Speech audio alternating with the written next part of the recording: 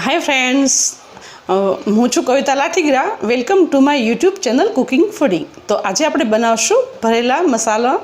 બધા જ શાકમાં ઉપયોગ થાય છે ભરેલા, અને આમ તો વિન્ટર ચાલે છે એટલે શાકભાજી બહુ સરસ મળે છે।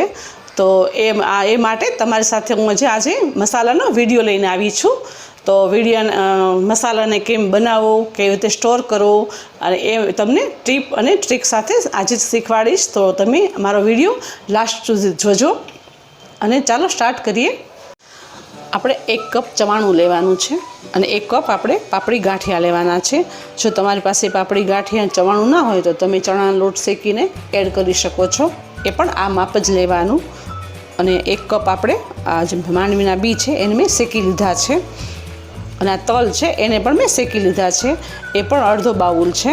અને આ વરિયાળી છે, અને 1 ચમચો હળદર છે, અને 3 ચમચી મરચું છે, અને ધાણા જીરું ડબલ લેવાનું છે, અને મીઠું છે એ 2 ચમચી છે, અને આદુ મરચાંની પેસ્ટ મેં કરી રાખેલી છે, અને 1 ચમચી હિંગ છે, અને 2 ચમચી ગરમ મસાલો છે, અને અહીંયા મેં આ ખાંડ છે એનો મેં પાવડર કરી લીધો છે, અને આમચૂર પાવડર છે, અને તેલ આપણે એન્ડમાં એના એડ કરવાનું છે, એ પણ 2 ચમચી છે, અને લસણ છે, લસણ તમારા ટેસ્ટ પ્રમાણે ઓછું વધારે કરી શકો છો, અને કોથમીર છે। તો ચાલો બનાવવાનું સ્ટાર્ટ કરીએ। લેવાનું છે એની જારમાં આપણે આ સિંગના બી છે એને શેકી લીધા છે, એ આપણે એડ કરી દઈશું।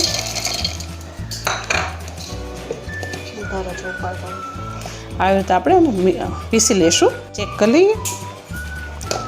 તો આવી રીતે આપણે પાવડર કરી લેવાનો છે અને બાઉલમાં કાઢી લેવાનો છે।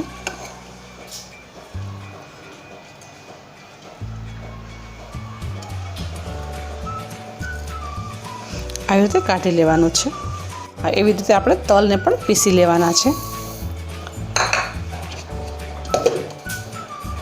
આવી રીતે પીસી લેવાના છે। આપણે એકદમ પાવડર નથી કરવાનું, આપણે અધકચરા રાખવાના છે આવી રીતે। તો શું આપણે એકદમ મસાલામાં દેખાય કે તલ છે એમ। તો બરાબર, આને પણ આપણે એક બાઉલમાં કાઢી લઈશું।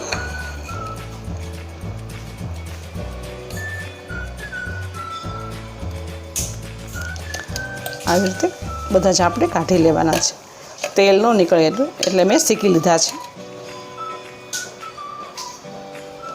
તમે જોઈ શકો છો। આવી રીતે આપણે વરિયાળીને પણ એવી રીતે લેશું। વરિયાળીનો ટેસ્ટ એકદમ બહુ મસ્ત આવે છે ભરેલા શાકમાં, એને પણ આપણે પીસી લેશું। એને પણ આપણે ચેક કરી લેશું, એ પણ સરસ પીસાઈ ગઈ છે, તમે જોઈ શકો છો સરસ રીતે। એને પણ આપણે બાઉલમાં કાઢી લઈશું।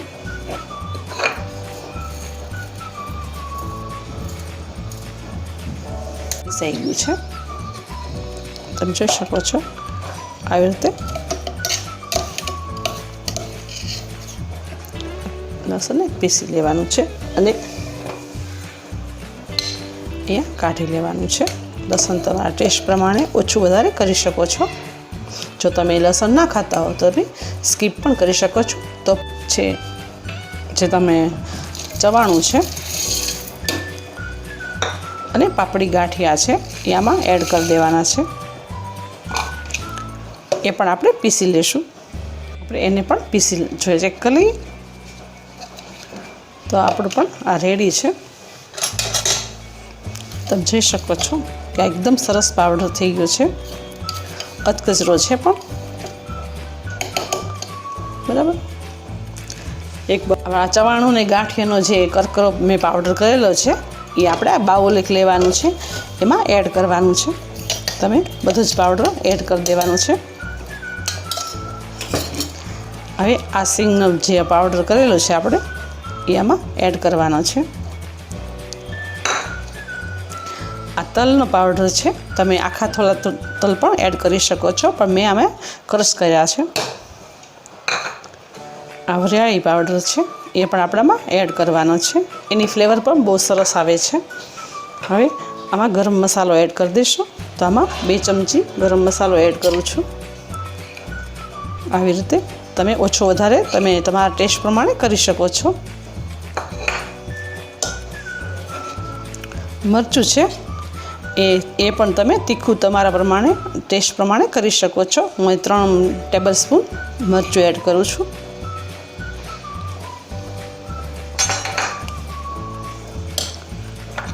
અને અહીંયા 1 ચમચી હળદર એડ કરવાની છે.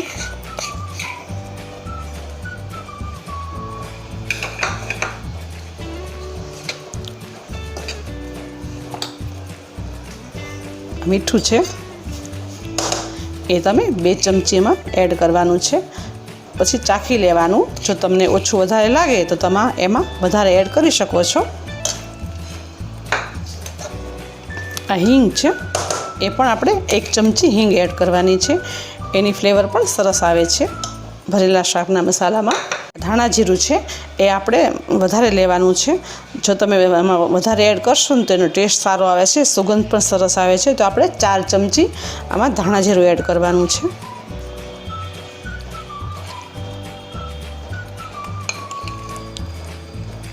આવી રીતે 4 ચમચી આપણે ધાણા જીરું એડ કરશું. આ આમચૂર પાવડર છે એ આપણે 1 ચમચી એડ કરવાનો છે. જો તમારે આમચૂર પાવડર ન હોય તો તમે લીંબુ એડ કરી શકો છો, પણ જ્યારે તમે શાક બનાવતા હોય ત્યારે જ લીંબુ એડ કરવું. આમાં સ્ટોરેજમાં ન કરવું. આપણો આ જે મસાલો છે એ સ્ટોર કરવાનો છે, એટલે એમાં તમે એડ કરશો તો તમારો મસાલો બગડી જશે. એટલે તમારે જ્યારે શાક ભરેલું બનાવો ત્યારે તમારે લીંબુ એડ કરવું. આ છે ખાંડનો પાવડર છે એ આપણો 1 ચમચી આપણે ખાંડનો પાવડર એડ કરવાનો છે. તમારે વધારે ઓછું તમારા ટેસ્ટ પ્રમાણે કરી શકો છો. બધું હલાવી લેશું. એકદમ મસ્ત હલાવી લેવાનું છે, મિક્સ કરી લેવાનું છે કે ગાંગડી ના રહી જાય એનું ખાસ ધ્યાન રાખવાનું છે. અને આમાં તમારે લસણની પેસ્ટ એડ કરવાની છે. જો તમે લસણ ના ખાતા હો તો તમે સ્કીપ પણ કરી શકો છો. આપણે બધું હલાવી લેવાનું છે અને એકદમ મિક્સ કરી લેવાનું છે. જો આવી કોઈ ગાંગડી હોય તો તમે આવી રીતે ભાંગી પણ નાખી અને મિક્સ કરી દેવાનું છે. અને આપણે માંડવીના બી શેકેલા લીધા છે, તલ શેકેલા લીધા છે, એટલે આપણો આ મસાલો છે એ 2-3 મહિના સુધી સારો રહેશે ફ્રીજમાં. અને તમે ગમે ત્યારે યુઝ કરી શકો છો. તમે કોઈ પણ શાક બનાવો હોય ભરેલા, મરચાં ભરેલા બનાવો કે રીંગણા બનાવો, પરવર બનાવો, કારેલા બનાવો, ભીંડો બનાવો, એ બધા એમાં તમે આ યુઝ કરી શકો છો અને એ સારો રહે છે ફ્રીજમાં. હવે આપણે આમાં આદુ મરચાંની પેસ્ટ એડ કરી દઈએ. તો મેં એ પણ પેસ્ટ કરીને રાખેલી છે. અને આપણે એમાં 2 ચમચી આદુ મરચાંની પેસ્ટ એડ કરવાની છે. તો આવી રીતે 2 ચમચી પેસ્ટ એડ કરવાની છે. અને લસણ એડ કરવાનું છે. આવી રીતે મેં પીસી લીધું છે. એ પણ આપણે 1 ચમચી લસણ એડ કરી દઈશું. આ બધું મિક્સ કરી લઈશું.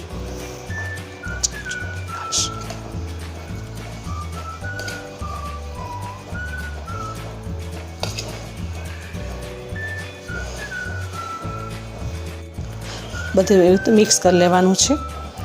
જો તમને વધારે તીખું ભાવતું હોય તો તમે વધારે પણ મરચું એડ કરી શકો છો. જો તમારા આમચૂર પાવડર ન હોય અથવા ન ફાવતો હોય ઘણાને, તમે લીંબુ પણ એડ કરી શકો છો. બધું જ મિક્સ કરી લેવાનું છે.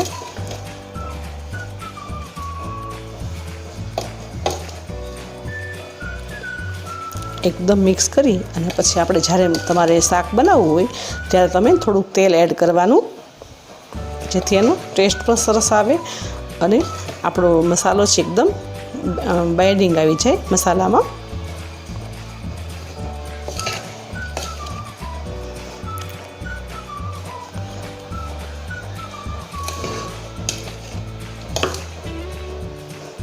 આવી રીતે આપણો મસાલો રેડી થઈ ગયો છે. હવે આપણે એનામાં કોથમીર એડ કરી દઈએ. જો તમારી પાસે તાજી કોથમીર હોય તો એ પણ એડ કરી શકાય, પણ જો તમારે સ્ટોર કરવો હોય તો તમે આવી રીતે કોથમીરને સૂકવણી હોય સ્ટોર કરેલી એ પણ એમાં એડ કરી શકો છો. તમારો મસાલો બગડશે નહીં. આવી રીતે આપણે એમાં એડ કરી દેવાનો છે મસાલો. આ કોથમીર છે એ પણ મેં સૂકવેલી છે. અને એમાં તમે જો ભીની તાજી નાખશો કોથમીર તો બગડવાની શક્યતા રહે છે. તો તમે જો આવે સ્ટોર કરેલી કોથમીર હોય એ આમાં એડ કરશો તો એનો ટેસ્ટ પણ સરસ આવશે અને તમારે બગડશે પણ એ મસાલો સારો રહેશે.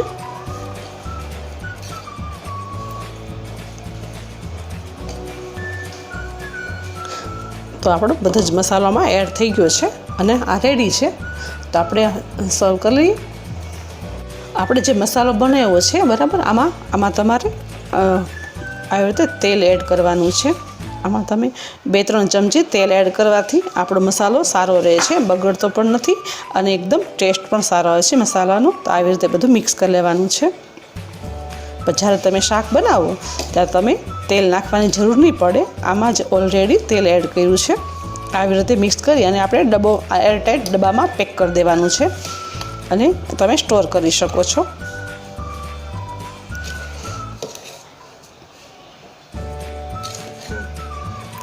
તો આવી રીતે આપણે રેડી છે.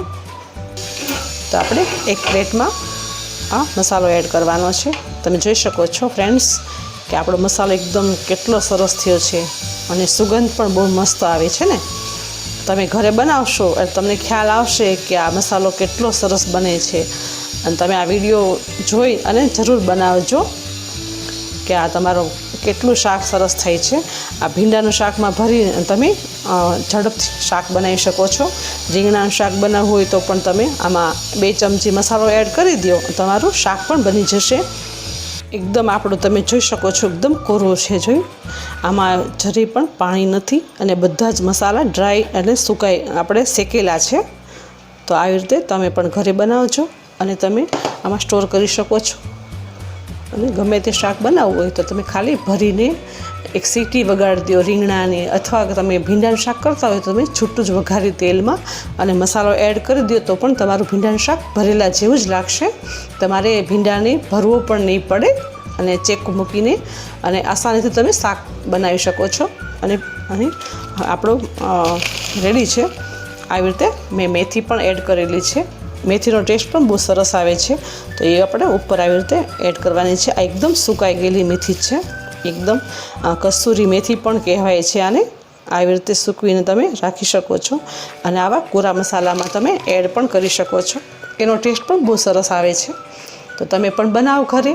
અને આઈ હોપ તમને અમારો મસાલો આવી રીતે ડબ્બો લેવાનો છે, એમાં આપણે જે મસાલો બનાવ્યો છે એ આમાં સ્ટોર કરી લેવાનો છે.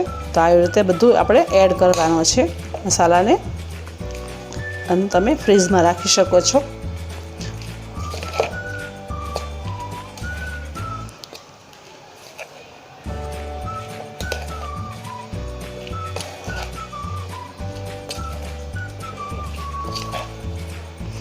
જે ફ્રેન્ડ્સ આપણો મસાલો એકદમ કેટલો સરસ થયો છે અને સુગંધ પણ બહુ સરસ આવે છે.